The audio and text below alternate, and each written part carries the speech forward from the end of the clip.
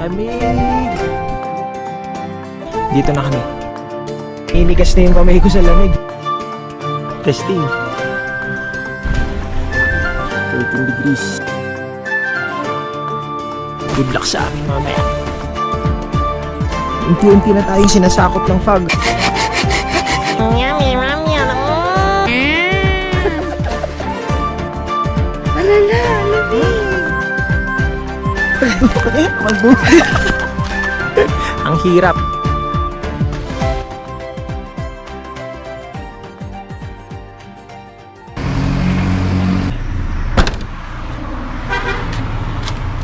Kakagaling namin ng 7-Eleven, bale nagdesisyon kami na doon na lang kami mag-aalmusal para dire-diretso na yung biyahe. Tsaka bumili na rin kami ng mga kulang namin na gamit gaya ng mga tubig, butane, tsaka ibang bagay pa. First stop kaagad, kape kaagad. Another 3 hours from Baguio going to Atok para mulat na mulat yung mata.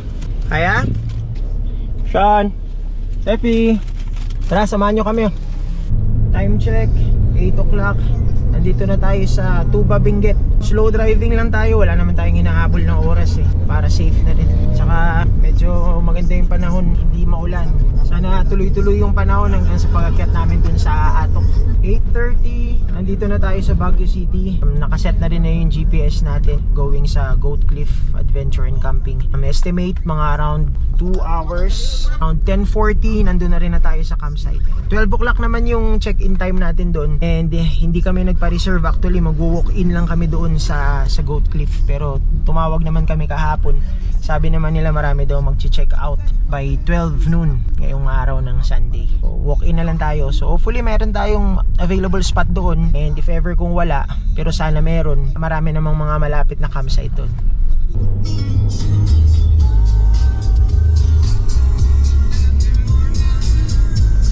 Dito na tayo sa Halsema Highway. At medyo paliko-liko na yung daan. Tingnan nyo yung mapa, parang isaw, pero masarap i-drive. Ako na lang yung gising, tulog ko sa loob. Medyo may epekto pa sa akin yung kapeng ininom ko kanina, pero hindi ako pwedeng mantok safety ng pamilya kong nakasalalay dito. Kayo na lang, samahan nyo na lang ako sa biyahe. Ano yung famous na Halsema Half Tunnel dito sa Halsema Highway. Guys, malapit na tayo sa campsite pero kailangan lang natin mag-register ng environmental fee. Tingnan nyo dito sa site kung gaano ka-foggy. Yan, taas na tayo ng bundok. Babayad lang ako ng environmental fee. Apat po. 200. Ilan ba kami?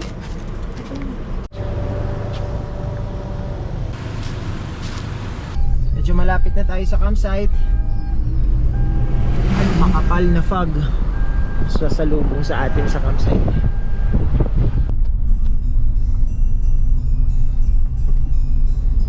Kanina medyo foggy, tapos biglang umaraw ulit. Hindi mo talaga maiintindihan yung klima dito sa Atok, Benguet. Paiba-iba. Kanina parang uulan, pero ngayon sumilip si haring araw. Tingnan mo naman yung daan.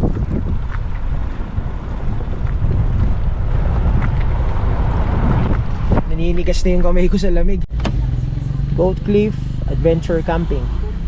So dito ang daanan papunta doon. Marami din mga transient house dito tsaka ibang campsite. Pero babalikan lang natin yung napuntahan natin dati sa Goat Cliff.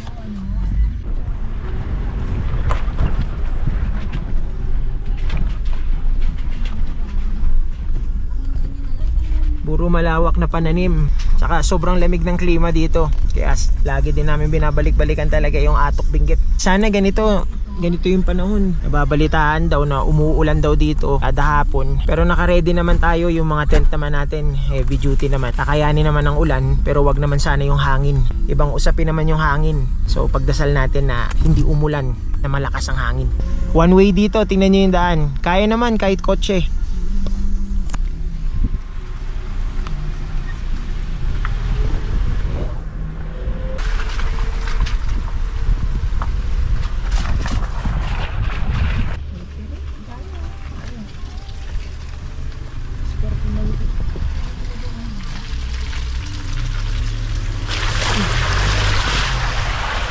Medyo malambot ka.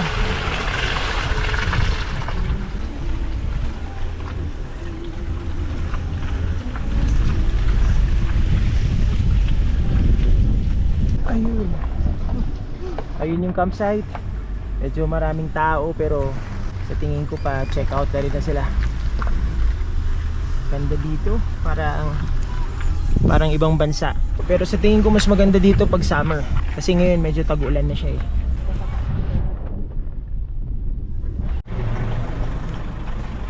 Sobrang putik yung mga nadaanan namin pero nakayanan naman ng gulong. Dami ding campers na pumunta ngayon dito sa Goat Cliff. So yung mga yan mag-check out na. So may iwan na lang kami. Naisipan namin doon na lang kami magka-camp sa tabi ng station nila. Malapit kasi sa CR. Tsaka malakas daw yung signal ng Starlink.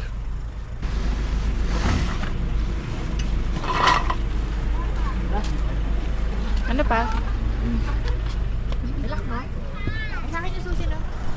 Nandito. Sa'yo? I saw her. I just saw your mom, then you guys. Sige lang po. Buong ano kasi yan narentahan buong area. Ito po. Dito kami, maputik yung sa amin dito kasi walang damo. Doon yung maganda. Yung Din maganda po. Medyo napaaga. Pero ito yung napili naming spot. Doon kami dati sa ilalim na yun. Ayan. Tatagin yung mga upuan. Kung gano'ng katagal mag-toothbrush si Kuya, gano'n nakatagal na yung upo. Hindi mas mahaba pa yung kay toothbrush. Sigay muna natin ito dito. Para kahit umulan, madali na lang maglapag ng gamit.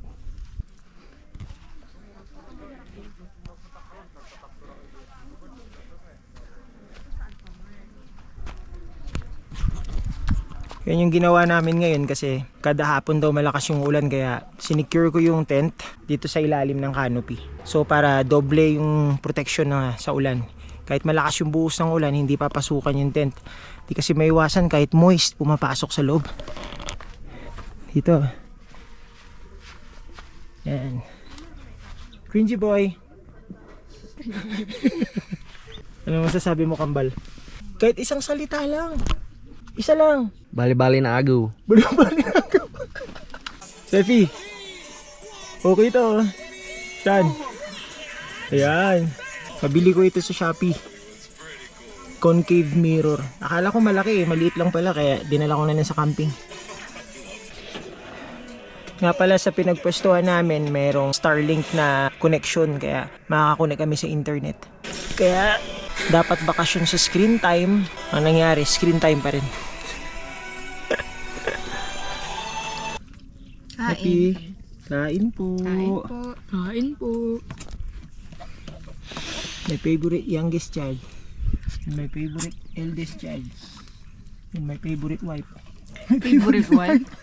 Tingnan nyo kung gaano ka-foggy dito sa campsite. Solo namin itong spot na ito. Puro bundok na yung nasa likod.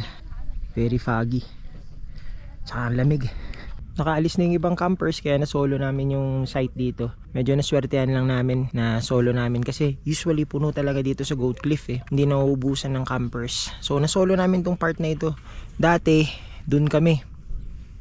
Doon. Pero ngayon, dito na kami. Ibang side naman. Papalibutan tayo ng fog. Ayan o. Actually sobrang lamig pero tolerable pa naman mamaya siguro pag gabi. Sana hindi umulan. Usually i-check ninyo pag nagpapatayo kayo ng tent ay yung level ng ground. So i-check ninyo yung ground. Ito. So i-check ninyo yung level. Kung pababa dito yung slope, huwag kayo dyan. Kasi sigurado pag umulan dadalo yung tubig dito sa sa ilalim ng tent ninyo. Malaking problema yan. Itong part na napili ko medyo mataas dito. And pag umulan dito siya babagsak pababa doon. Kaya always check bago kayo magpatayo ng tent.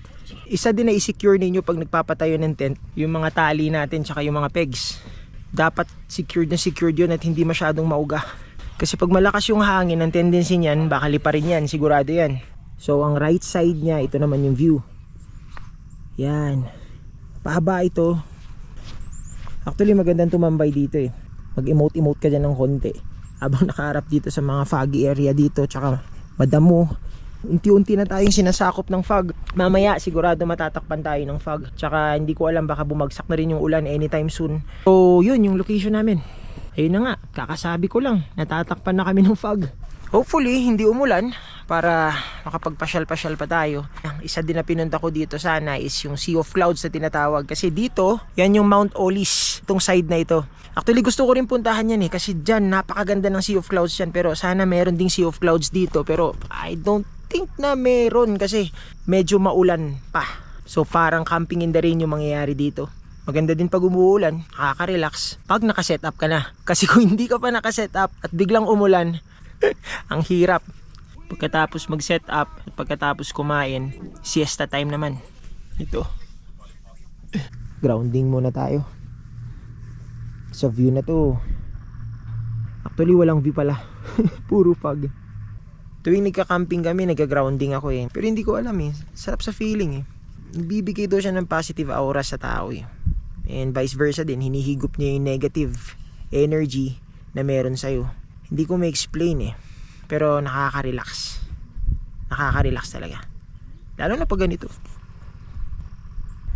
1:30 PM pa lang. So mahaba pa yung time. Sana hindi umulan. Ganitong fog lang. Gusto ko sana magpalipad ng drone para makita ninyo. Pero hindi ko alam kung mapapauwi ko yung drone dito. Hindi ko alam. Naka mini 3 lang ako. So hindi ko alam kung kakayanin niya to. Ayokong i-risk kasi nag-crash na yung unang drone ko Kaya ngayon maingat na talaga ako. Medyo umambon na. Pero sana hindi naman sana lumakas. Sulitin ko lang muna yung oras. Ito na rin yung pahinga ko Ito talaga yung pahinga ko. Zero BCT. At ayun na nga, umuulan na. At 18 degrees. Ang lamig ngayon. 2:40 pa lang. How much more siguro mamayang gabi. Ewan lang kung babagsak pa ng around 15. Balot na yung dalawa. Pwede mo luto ito. Yung alin? Ramen. Dalawa. Paldo. Hindi paldo. Paldo. Paldo. Paldo. Paldo. Ramen. Basa sipi. Paldo. Yummy. Yummy. Yummy ramen. Yummy ramen. Go.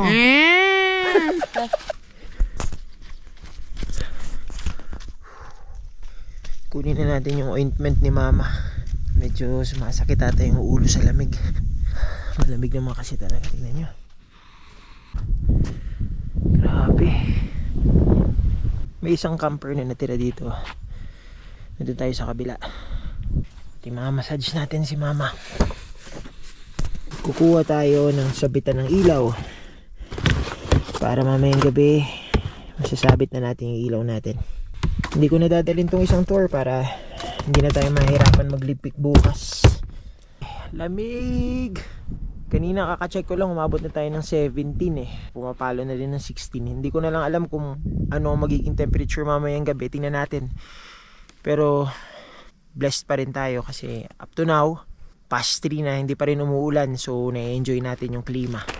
Ito pala yung ointment na pinapakuha ni mama. Mamassage ko si mama para hindi masakit yung ulo niya. Medyo mahina siya sa malamig Balik na ako dun. Ano? Solve? Paldo. Paldo pa ako? Bakit ang gamit sa ulo ko?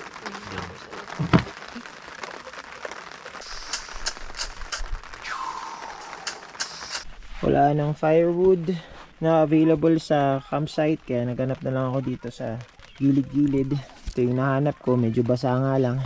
Hihiwain lang natin para dumami. Para sa s'mores natin mamayang gabi.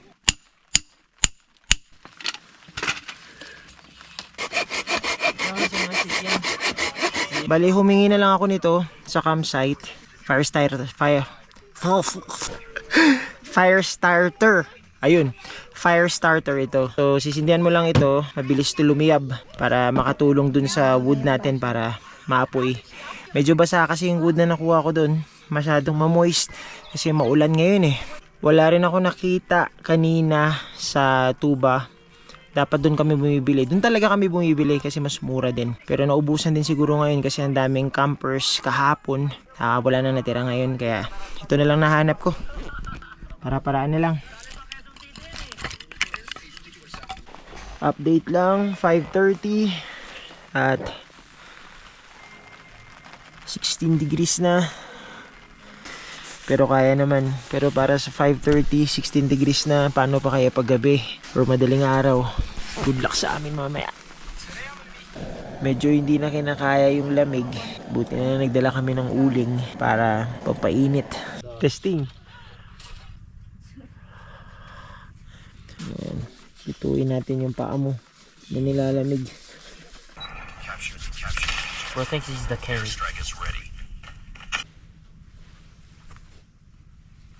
Sa mga nagtatanong pala kung may CR sa camping site, ito papakita ko sa inyo kung gaano kalinis ang CR dito.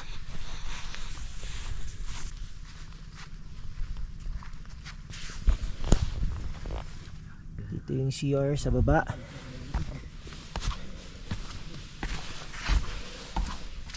Ito.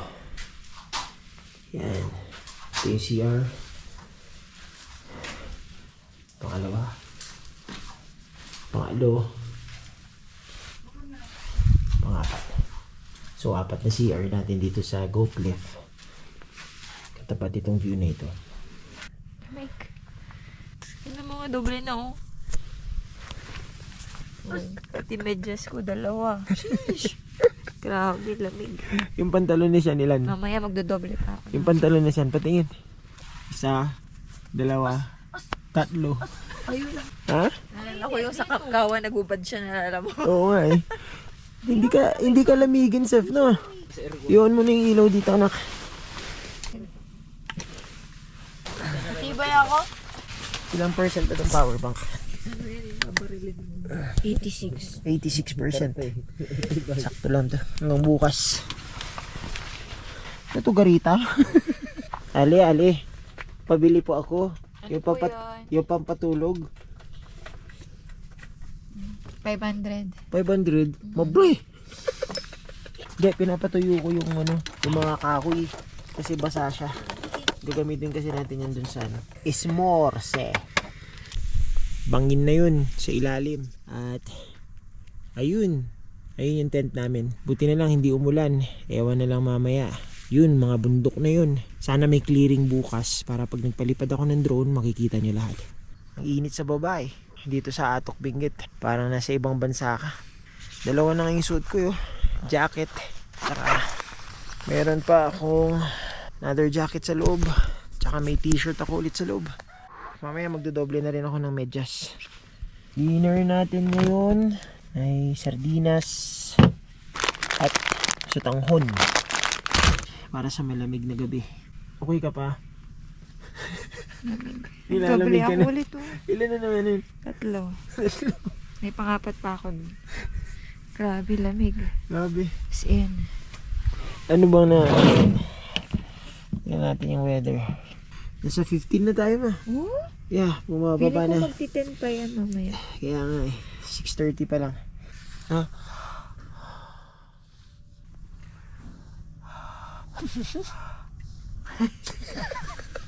Mga 15 degrees pa lang. Bakit halos isuot mo na lahat ng baon mong damit? Malala, lamig. Salt Bay. Ako lakay papapap sardines. Additional papapap sardines para taktak sa hook, no? Para sarap. Kawak ko. Tama. Ako taktak sa hook, no? Malapot. Quality. Ano iyo luto? 안녕하세요.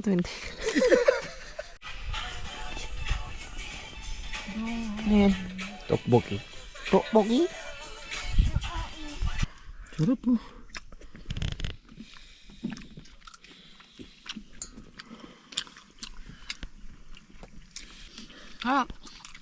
Sarap.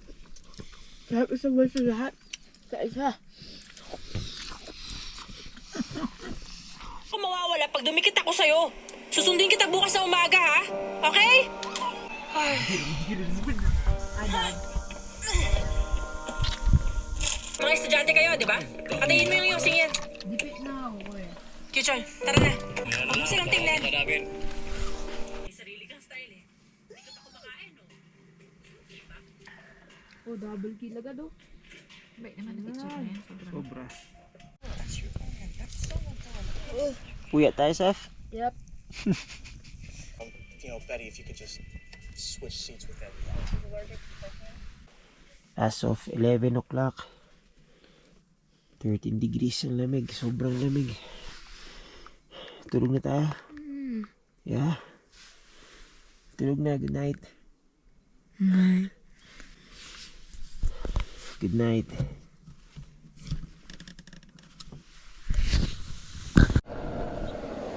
Morning, Mama. 6:27 at malamig pa rin. 13 degrees. Puyat kami ni Bunso sa bonfire dito kagabi.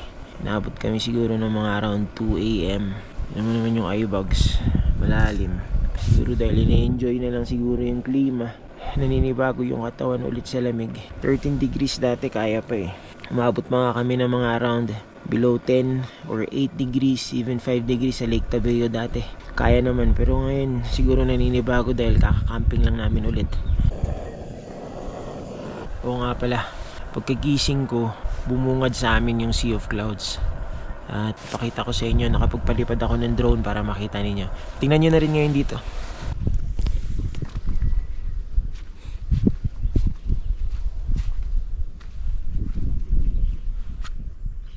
Ayan.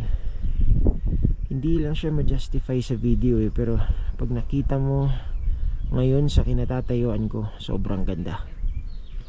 Sobrang ganda.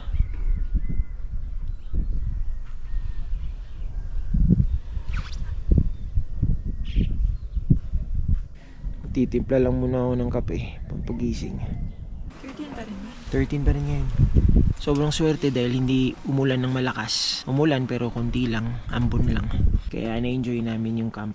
Kahit umulan, ma-enjoy naman namin eh. Pero yun lang, syempre pag nagligpit ako mamaya, hindi ako mahihirapan kasi wala masyadong putik. Nagsiga lang kami ng natitira naming uling.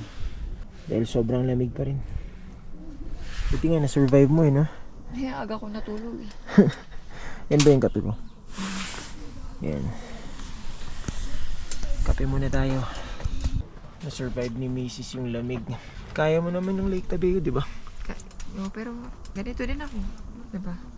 Nanibago. Sa-survive ko naman pa. Sobrang lamig. Alam mo kung bakit medyo nanibago yung katawan namin. Kasi hindi na ganun kalakas yung aircon sa bahay kasi hinihinaan namin. Kasi mataas yung bill ng kuryente. Mamaya, medyo klaro yung panahon.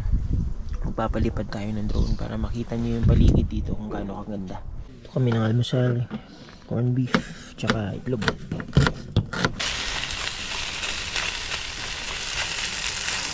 Sa camping talaga hindi mo makuha yung tamang timpla ng kanin. Nakailang dagdag na ako ng tubig. Pwede na to. Huh? Sa sides kasi parang Kaya kaya ako lang din. lakas kasi yung hangin. Morning, Seth. Puyat ka?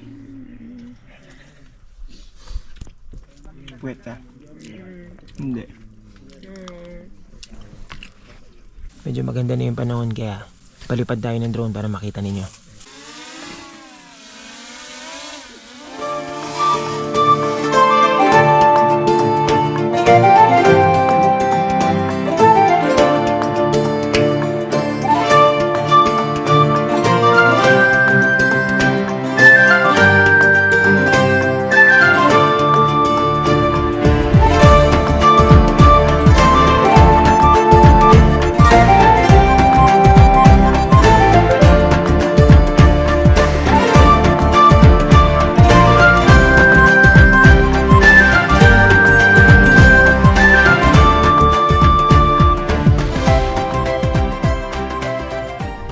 Enjoy ka? Ikaw nga, enjoy ka. Yeah. Man of few words. Selfie mo. One last look. Ibang iba pag nakita niyo siya in person, mas maganda pag ikaw yung nakatayo mismo dito. Kaya kung may extra time ka, punta ka sa Goat Cliff Adventure and Camping. Search nyo lang sa Facebook and message nyo sila. Sobrang ganda talaga dito. Sobrang lamig. Pack up na kami, guys. May isa pang peg dito. Pa. Upuan mo. Para mawala ng hangin.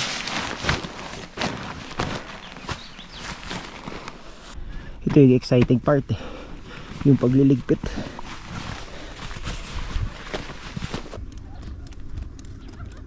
Ganda oh.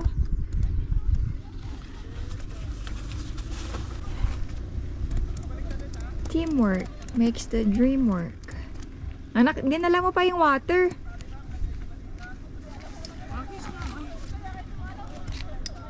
It's okay. Bye, Goat Cliff.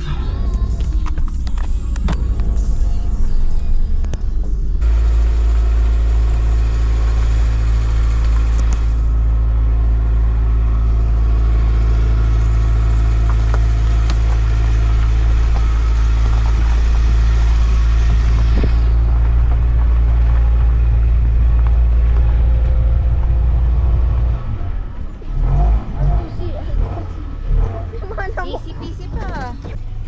Dami nang naakyat nitong si Toyota Rush, hindi talaga kami binibigo. So thank you Goat Cliff.